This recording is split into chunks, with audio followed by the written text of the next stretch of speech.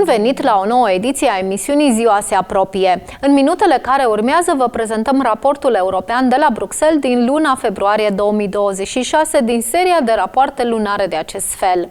Yossi Lempkowicz, gazda emisiunii, îi are ca invitați pe António Tânger Corrêa, deputat portughez în Parlamentul European, și pe Tomas Sandell, fondator și director al Coaliției Europene pentru Israel, pentru a discuta despre unele dintre cele mai importante momente privind relațiile dintre UE și Israel în anul 2025 și despre ce ar putea aduce noul an cu privire la aceste aspecte. Vizionare plăcută!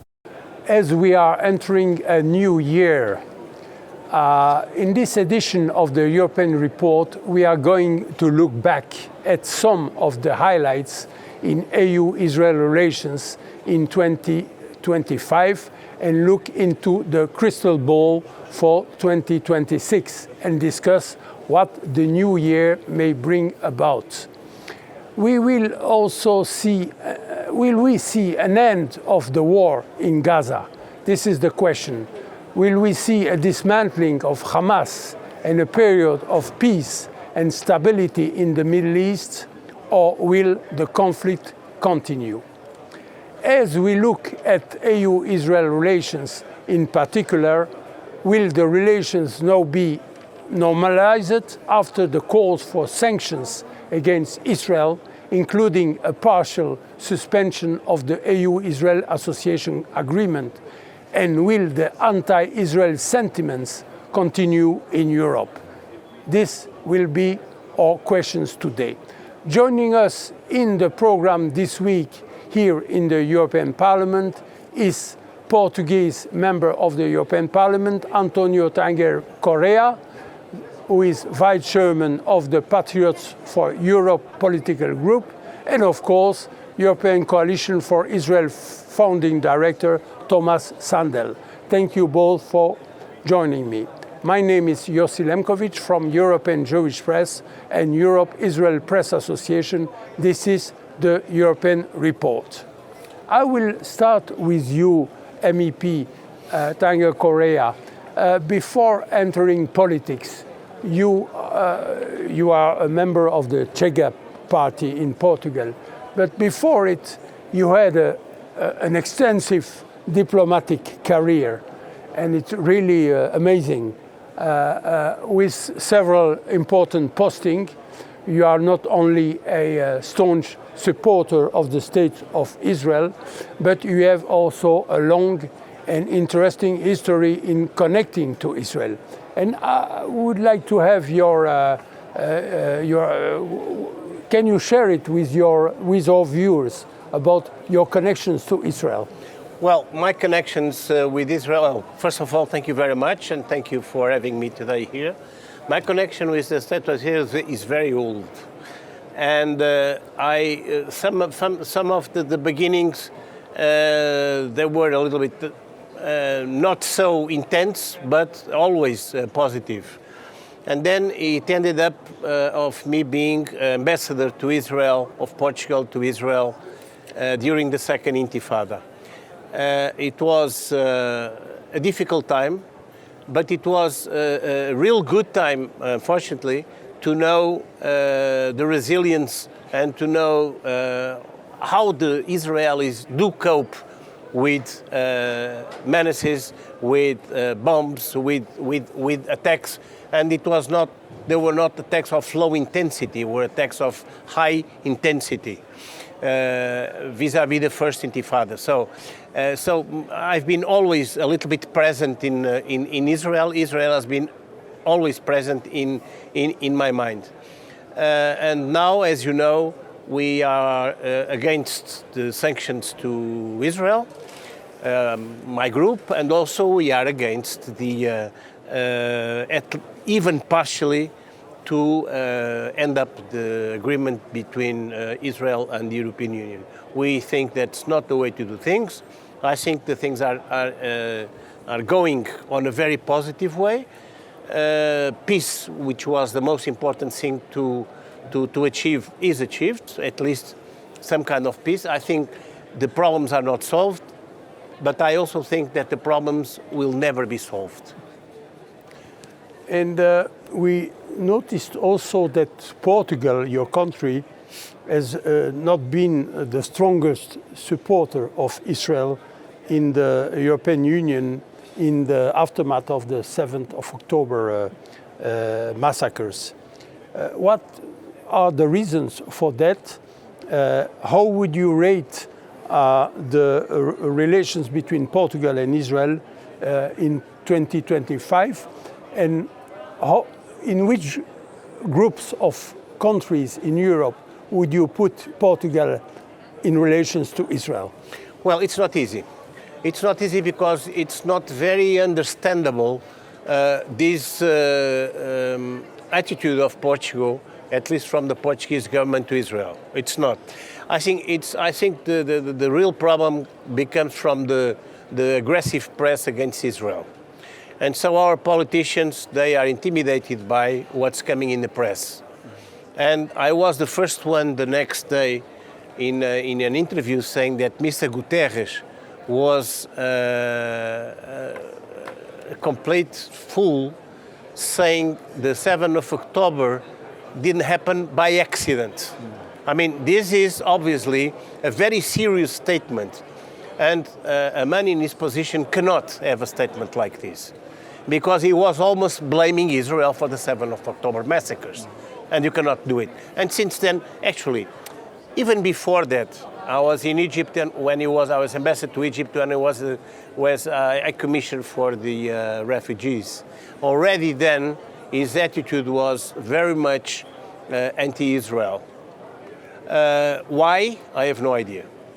What is behind that? Something is behind that for sure, because he claims to be a Christian, he claims to be a very devout Catholic. So there is no doubt that we share a past. The Christians and the Jews, I mean, it's the same civilization, I mean, whether you like it or not. So I don't understand why such a devout, much more than me, such a devout Christian, such a devout Catholic can have such a bad attitude vis-à-vis Israel and the Jews.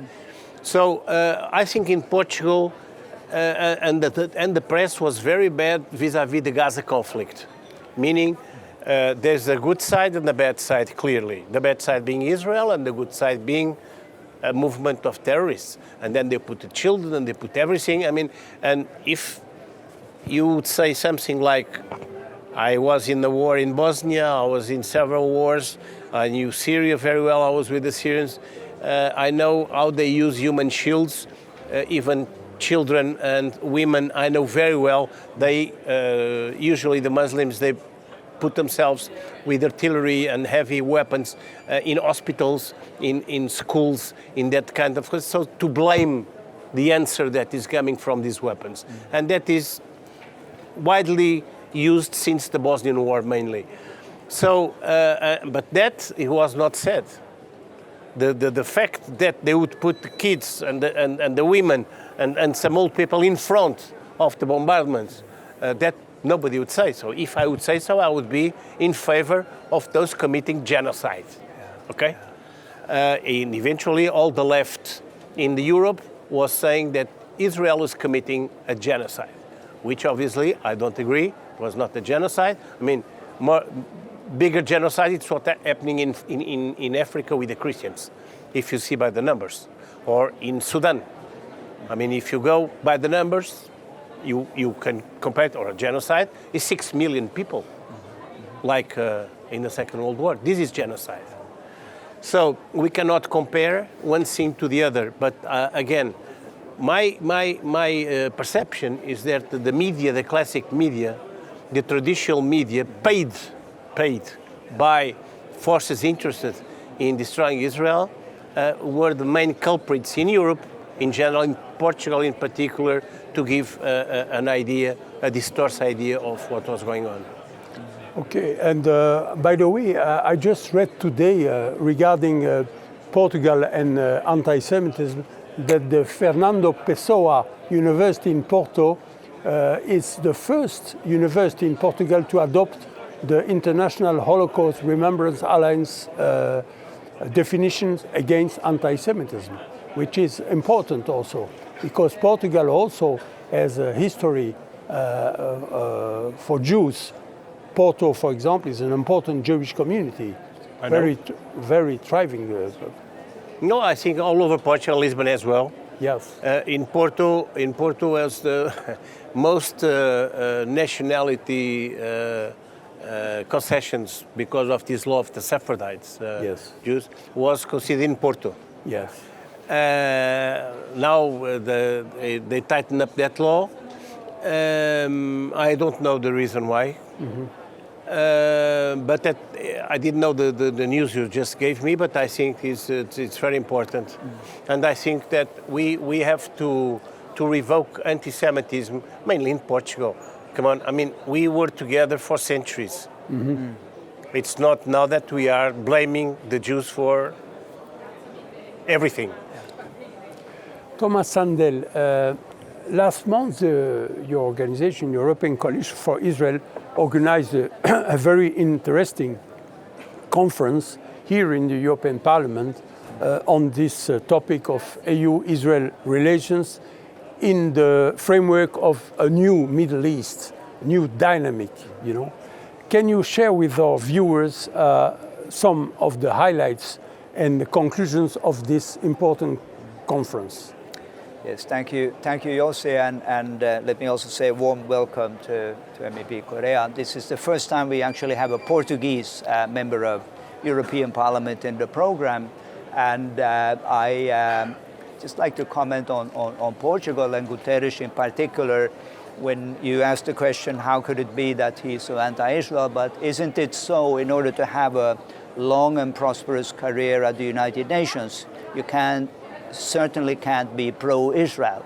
So that would partly explain why someone like Guterres would have to take that line.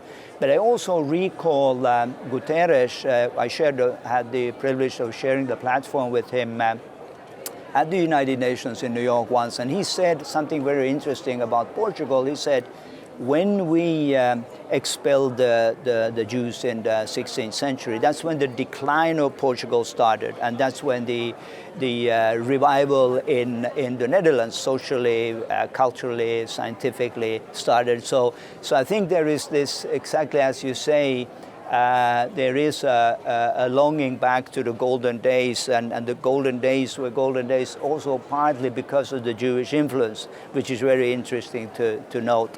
But coming back, Yossi, to your question about our annual conference, I think there were two highlights that I would like to come back to. One is, so we had MEP Hildegard Bentele as one of the speakers, and she made it very clear to say that there is no going back to pre-October 7, meaning that we'll have to look at the conflict with very different eyes after what happened, the most terrible atrocities of October 7.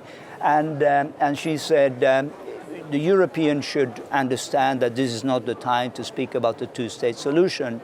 The priorities should be very practical, very different. We need to see a dismantling of Hamas in Gaza. We also need to see Gaza being demilitarized completely. And I would add to that we also need to see de-radicalization, educational programs that may take even a generation before we can talk about a real coexistence. I also noted in the discussion that the EU should now unconditionally get behind the US program for a peace proposal and not try to derail or put their own conditions into such a plan.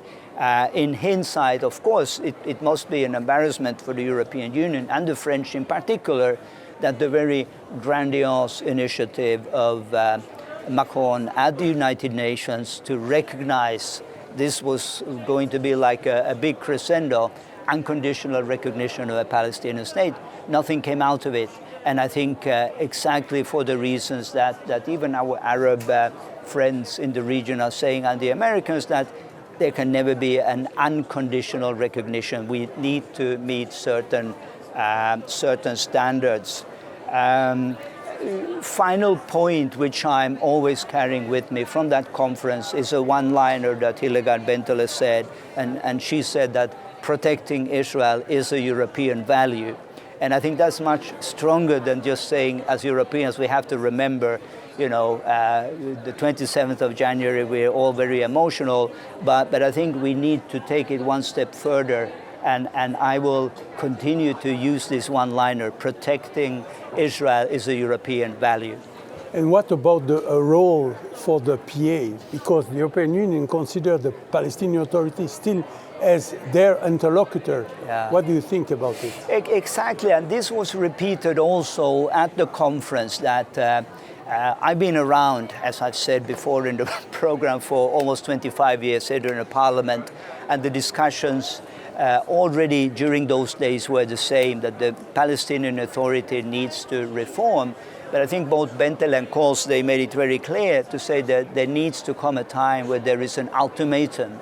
Either reform or you don't reform, and there are consequences if you don't reform. So I think, we should be open for all possibilities. The Palestinian diaspora in the US and elsewhere has been, rather successful, and we should try to look at the constructive forces that are able and willing to build up Palestinian communities, and without going into saying, what should the end play look like. And the PA is still paying families of terrorists. May I do a comment on that? Absolutely. Yeah. I'm very much alone in my analysis, but I am very much sure that I'm right. I agree with the two-state solution in about 1,000 years. Different factors. First factor, you want to end up Hamas in Gaza? No way. Second, Hamas is growing tremendously in the West Bank. Palestinian Authority is completely corrupt, there's no authority. Third, in Jordan, there are 3 million Palestinians. If they ignite a Palestinian state, I don't know what can happen, like it happened in the past, as you remember. I think it will be a bloodbath for the worse than was years ago in the Black September. Now, the question is, to whom are you going to give the power in the Palestinian state? Which government is going to be formed? Who's going to be the president? Who's going to be elected there? I always defended that Gaza and the Palestinian territories outside Jordan should be administered by an international body composed by several countries. I've been defending that since 2 years ago. So nobody listens, okay, because they want two-state solution. And there is one conditionality, for the two-state solution, is the Palestinians and all their allies, including Iran and so on, to recognize the state of Israel. And they will not. I will continue with you, MEP Corrêa. In the European Parliament, you are a member of the very influential Foreign Affairs Committee. And can you tell us what is the mood today in the committee when it comes to EU's relations with Israel? And how do you view the future reasoning of the European Council in the coming months? The call for sanctions is still on the table of the European Council, and partial suspension of EU-Israel Association Council. Will they continue with such a position while the situation has changed in Gaza? We have the Trump plan, we have a ceasefire. Will they continue? Is the EU understanding the new dynamic? Well, I think the Council and the Parliament have different composition right now. The Council is mainly a leftist body, still. We are, as you see, the elections in Europe, they are changing the political panorama. The Parliament, theoretically, for the first time in its history, has a majority of the right, if you count the EPP in.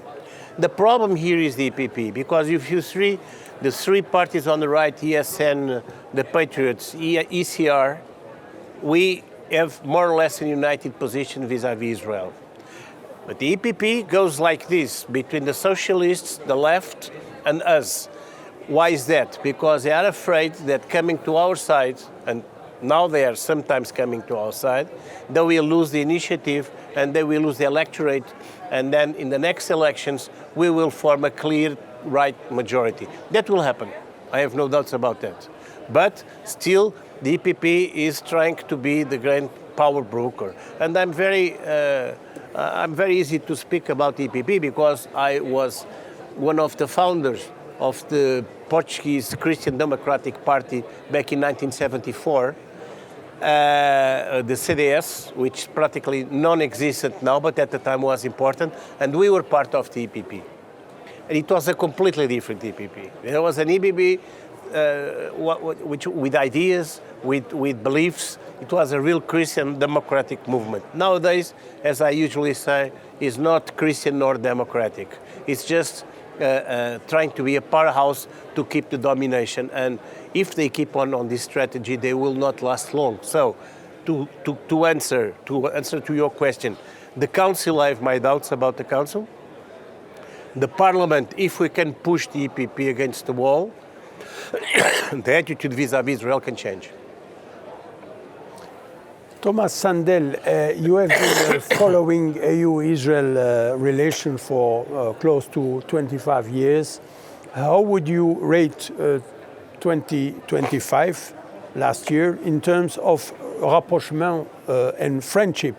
And how do you see these relations developing this new year, based on the discussion at the conference that you organized last month, where you had the head of the European External Service Department for Middle East, Israel, speaking. How do you see these relations this year? Yeah, I think that to be optimistic, that after October 7, what we did see in terms of solidarity in the European Parliament was quite exceptional. But of course it didn't last, I think it lasted for 1.5 years, and then came the backlash from countries like Spain, Ireland, maybe Belgium, Netherlands, a few others. And I think today it's not what it should be, and I think again Hildegard Benteler said it so well, that friendship is tested in hard times, not when everything is fine. And the fact that there are calls to boycott basically Israel and to limit the association agreement, I think is very worrying. I would also come back to what MEP Corrêa mentioned, that there is of course changes in the political landscape in Europe. So, and I hope, for the sake of Israel, that this will be reflected soon also in the Council, because there are many countries where political parties, many of them new, which have a more realistic outlook on what things happening in Europe, and often combined with a realistic outlook on what is happening in the Middle East, that these parties will gain in power, and then things could change. Institutionally, of course, Europe is very weak, divided. It doesn't help that just as we speak, there are new allegations of mismanagement at the European External Action Service, which we don't know what will be the ramifications. But European Union, sadly, I say this as a European citizen, the trademark is not very strong, and the Americans know it, the stakeholders in the Middle East know it, and we really need to get our act together in order to become relevant again, because we're pouring in billions after billions into the region with very small dividends, and this cannot continue, and the taxpayers, the electorate will not accept this any longer. So I hope there will be a real wake-up moment for Europe, and we will see this reflected also in EU policies. And do you think that it's possible to get back to 30 years ago, when there was talk about Israel being given a special status in the European Union, even becoming a member. Yeah. If I'm optimistic for a minute here, I think that is possible, and I see it in the changes in the political landscape throughout Europe. We just take Italy as an example. Italy now and Italy 15, 20 years ago, and I think they have a much more realistic policy now. So I just hope it's not too little too late, because there are many signs and developments in Europe which are worrying, but I think we are moving in the right direction.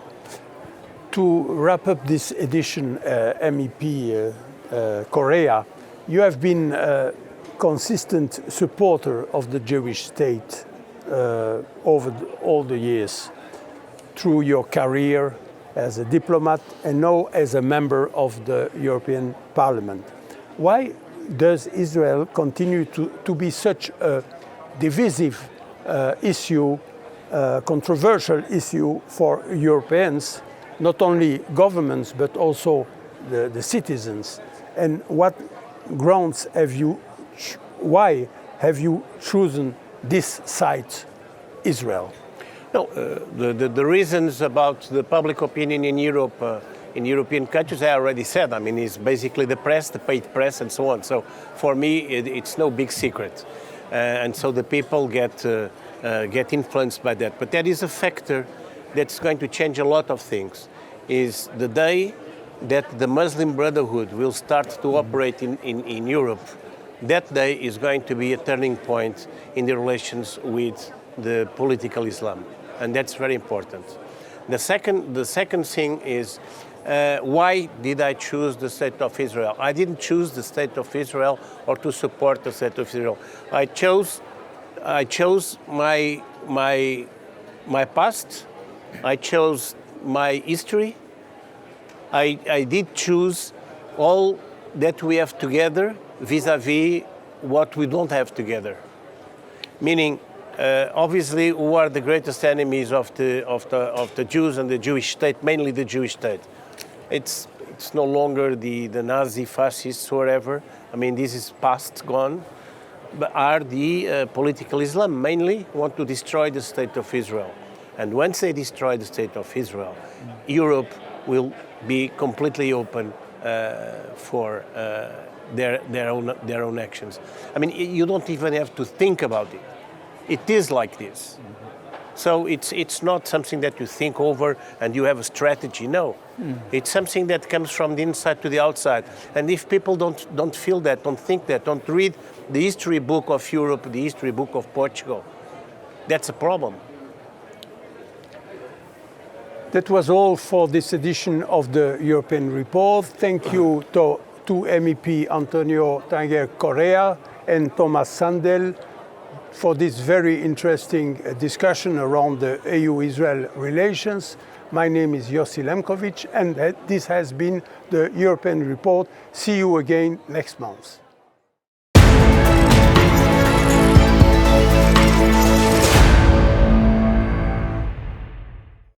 Emisiunea Ziua se apropie, se încheie aici. Vă mulțumim pentru atenție și vă dăm o nouă întâlnire săptămâna viitoare la aceeași oră. Sunt Codruța Burghelea, vă spun la revedere și Dumnezeu să vă binecuvânteze!